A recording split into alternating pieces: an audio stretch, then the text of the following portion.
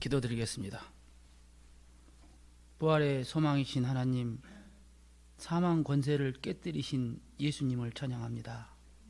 오늘 예배를 통해 우리를 가로막는 고정관념과 세상의 소음을 잠잠케 하시고 영적 시야를 밝혀 주시옵소서.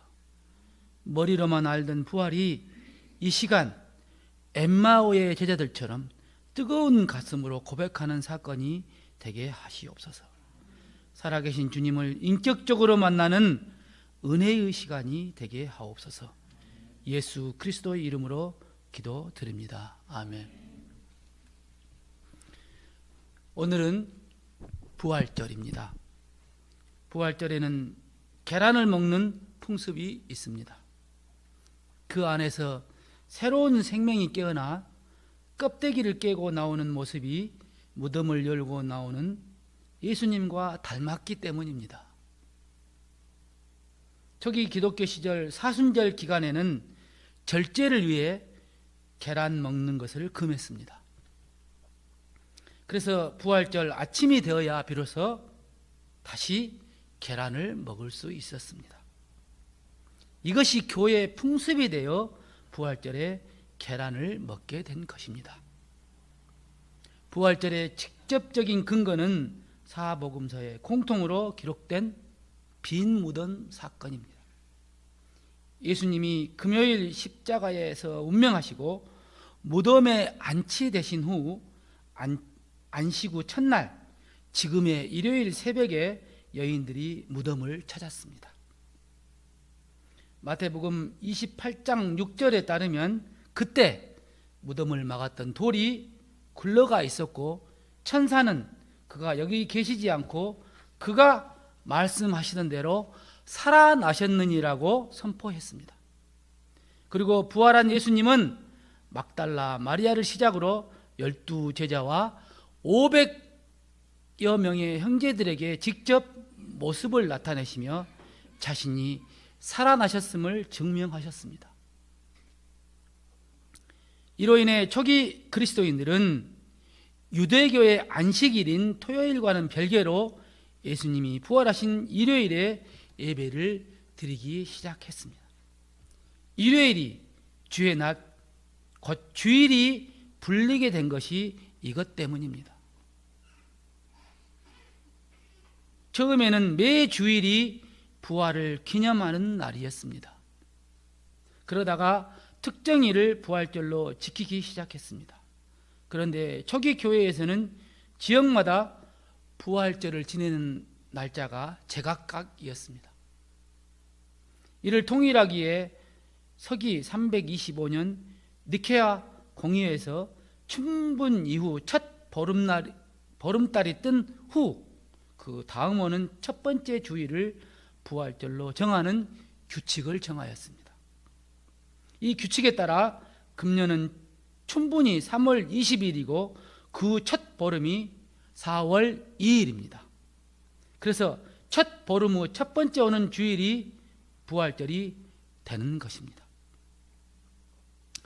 예수님의 부활에 대하여 사복음서는 공통적으로 부활의 과정보다 빈 무덤과 나타나심에 집중하고 있습니다. 오늘 성경 본문 말씀 누가복음은 엠마오로 가는 두 제자와의 만남을 통해 예수님이 부활하신 몸으로 음식을 드시고 실제 하는 존재임을 스스로 보여주고 계십니다. 부활의 가장 큰 증거는 부활하신 예수님을 만난 사람들의 변화였습니다. 도망자가 담대한 증인으로 순교자로 변화되었습니다. 예수님을 버리고 도망쳤던 제자들이 죽음을 두려워하지 않고 복음을 전하는 사도로 변한 것입니다. 요정 앞에서 예수님을 부인했던 비겁자 베드로를 변하게 하여 오순절 성령 강림 후 수천 명 앞에서 담대히 부활을 선포하게 하셨습니다. 또 기독교인을 죽이려고 했던 박해자 사울은 부활하신 예수님을 만난 후 회심하여 이방인의 사도로 부름받았습니다. 그래서 고린도전서 15장 17절에서 사도 바울은 만약 그리스도의 부활이 없다면 기독교인의 믿음은 헛것이며 여전히 우리는 죄 가운데 있을 것이라고 강조했습니다. 이 부활은 첫째, 죄와 죽음에 대한 승리를 의미합니다. 예수님의 부활은 사망이 더 이상 인생의 끝이 아님을 선포하는 것입니다. 죄와 사망의 권세를 깨뜨린 것입니다. 둘째, 예수님이 부활하심으로 우리의 죄 용서, 곧 칭의가 확실한 사실이 됩니다.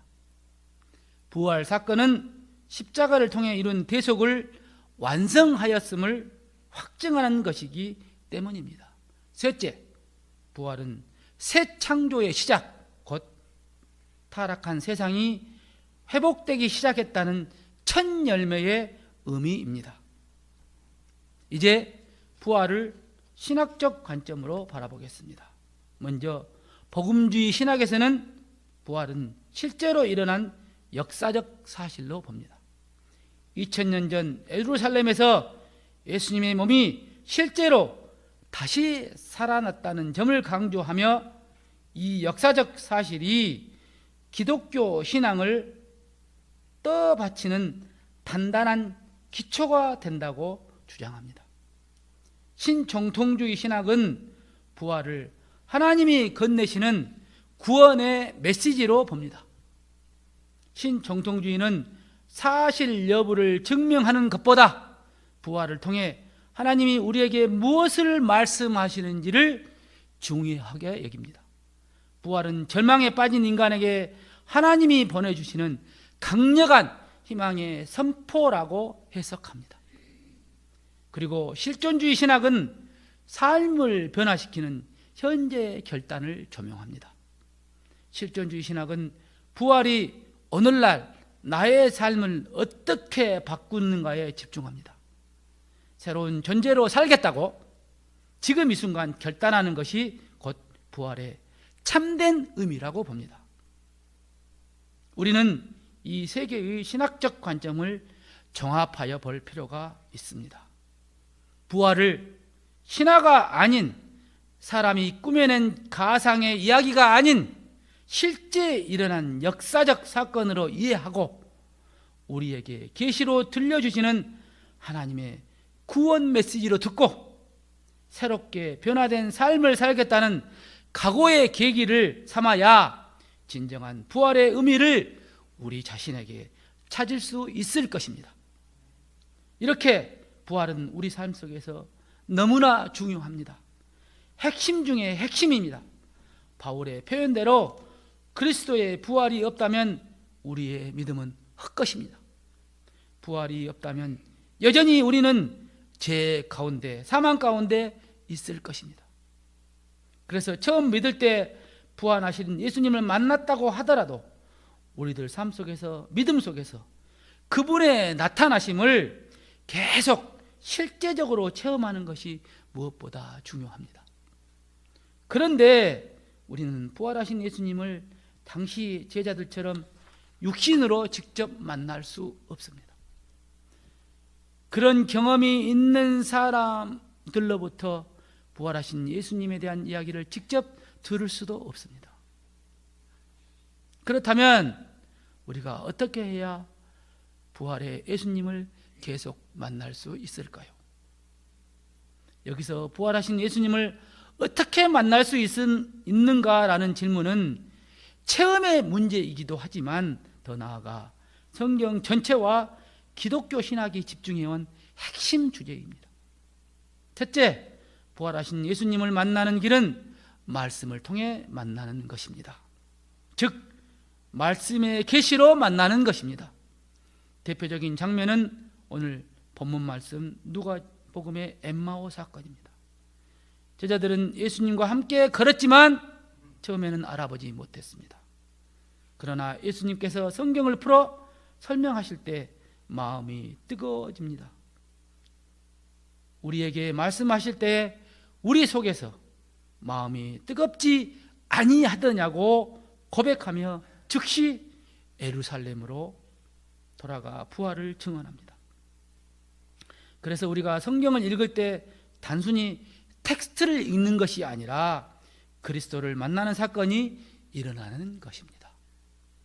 둘째, 성령을 통해 부활의 예수님을 만납니다. 내적인 신앙 체험을 통해 만남이 이루어지는 것입니다. 요한복음 14장 16장에서 예수님께서 보혜사 성령이 오시면 나를 알게 하실 것이라고 말씀하셨습니다. 부활하신 예수님은 성령을 통해 임재하시는 것입니다. 셋째, 믿음으로 부활의 예수님을 만납니다. 믿음 안에서 더 깊이 예수님을 만나는 것입니다. 그래서 믿는다는 것이 단순한 동의가 아니라 주님께 우리 자신을 맡기는 절대 의존 행위가 되어야 하는 것입니다. 그래야 예수님을 만날 수 있습니다.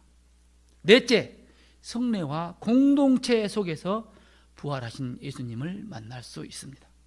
실례로 교회에서 드리는 성찬식을 통해 부활하신 예수님을 만나는 것입니다. 그리고 혼자만의 신앙이 아니기 때문에 에클레시아, 곧 교회 공동체 속에서 살아계신 주님을 경험합니다. 다섯째, 우리들 삶의 자리에서 부활하신 예수님을 만날 수 있습니다. 부활하신 예수님은 가난한 자, 고통받는 자, 일상의 자리 속에서 우리를 만나 주십니다. 부활은 고통을 외면하는 것이 아니라 그 속에서 하나님을 발견하는 것이기 때문입니다. 결국 우리가 부활하신 예수님을 만난다는 것은 환상을 보는 것이 아닙니다.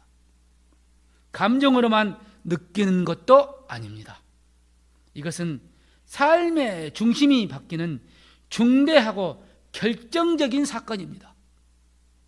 부활은 2000년 전에 신비한 사건이 아니라 here and now, 지금 여기에서 우리의 내면과 행동을 변화시키는 생생한 힘이라는 것입니다. 그래서 부활하신 예수님을 만나면 삶의 문제를 이길 새로운 시각과 능력을 얻게 되는 것입니다.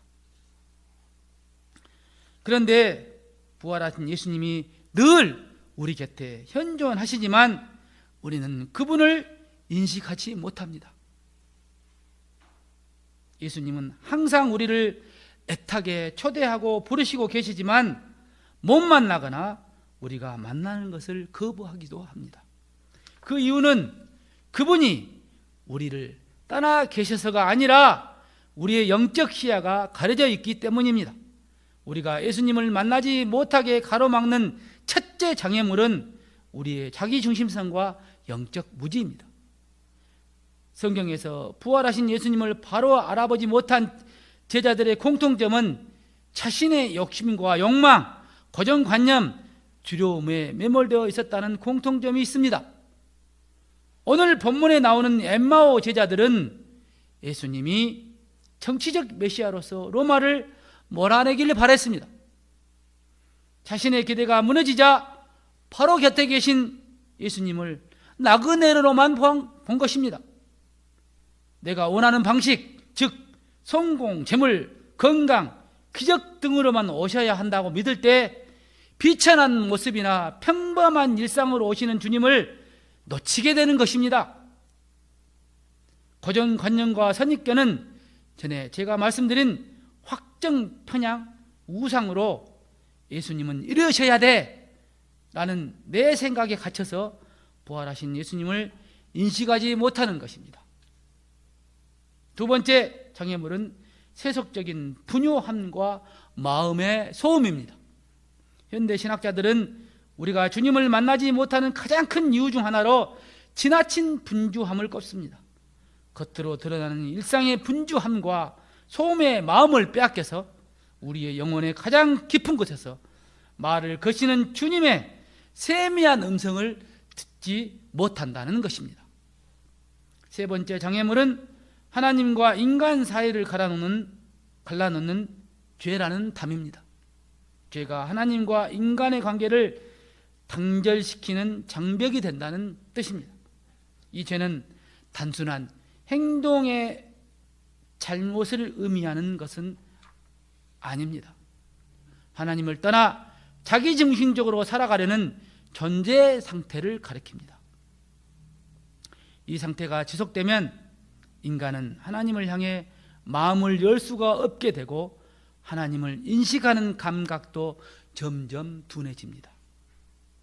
네 번째 장애물은 사랑의 결핍, 곧 힘없고 가난하고 소외된 이웃에 대한 외면입니다. 마태복음 25장 40절에서 너희가 여기 내 형제 중에 지극히 작은 자 하나에게 한 것이 곧 내게 한 것이니라고 예수님은 말씀하셨습니다. 이웃에 대한 사랑이 식을 때 예수님은 우리 눈에 보이지 않게 됩니다. 예수님은 고통받은 자, 소외된 자의 모습으로 숨어서 우리 곁에 오시는데 이기심으로 그들을 외면할 때 우리는 그들 안에 계신 주님을 만날 기회를 스스로 걷어차는 셈이 됩니다. 사랑이 없는 마음은 예수님을 알아보는 감각을 마비시킵니다.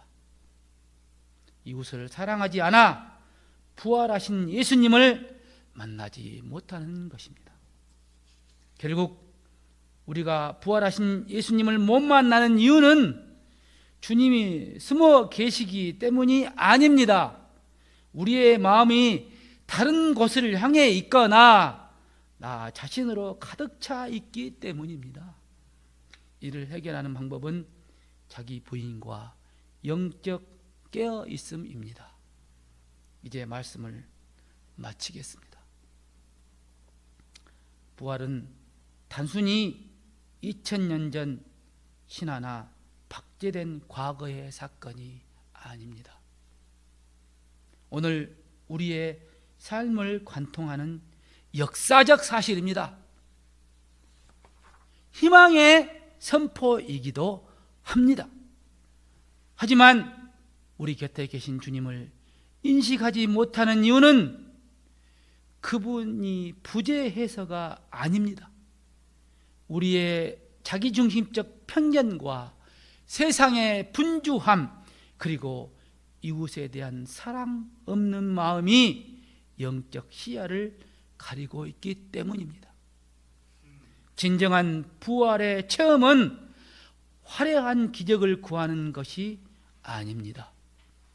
말씀과 성령 안에서 나의 고정관념을 깨뜨리고 주님께 온전히 의존하는 결단에서 시작됩니다. 엠마오의 제자처럼 말씀을 통해 마음이 뜨거워지고 지극히 작은 이웃의 얼굴 속에서 숨어 계신 주님을 발견할 때 비로소 우리는 부활을 아는 것에서 사는 것으로 나아갈 수 있는 것입니다. 우리 자신을 부인하고 영적으로 깨어 주님을 맞이할 때 부활하신 예수님께서 우리의 일상을 새 창조의 현상으로 바꾸어 놓으실 것입니다. 이 변화된 삶이야말로 세상이 부인할 수 없는 부활의 가장 강력한 증거가 됩니다. 저와 여러분 모두 부활의 첫 열매 되신 부활의 예수님을 지금 만나고 그분과 함께 오늘을 영원한 생명의 기쁨으로 채워가기를 간절히 소망합니다. 기도하겠습니다.